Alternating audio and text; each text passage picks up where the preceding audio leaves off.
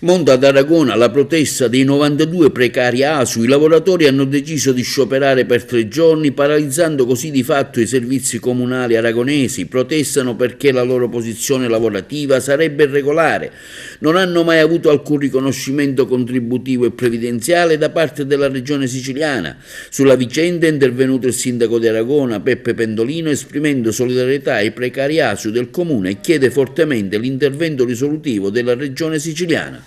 Sentiamo il primo cittadino, Pendolino.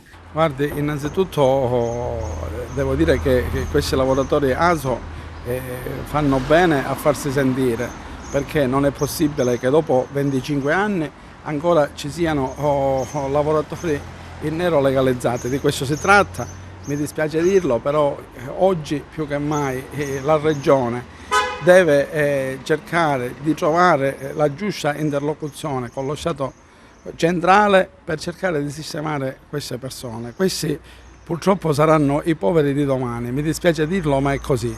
Non è possibile che gente che da 25 anni non ha un giorno di contributo e quindi se ne andrà con il sussidio sociale, non avrà diritto alla pensione, non avrà diritto a niente.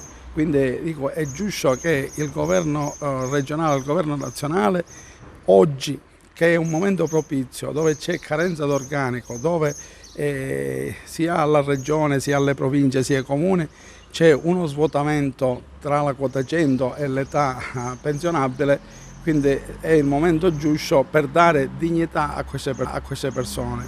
L'amministrazione comunale di Aragona è a sostegno di questi lavoratori, che sono dei lavoratori ormai essenziali per lo svolgimento delle attività amministrative dell'ente, in quanto anche l'ente comune di Aragona si è svuotato come tutti gli altri enti, e quindi questi ASO spesso si sostituiscono ai dipendenti del ruolo che sono andati in pensione, e non è corretto e non è giusto dare a loro una certezza e principalmente dignità.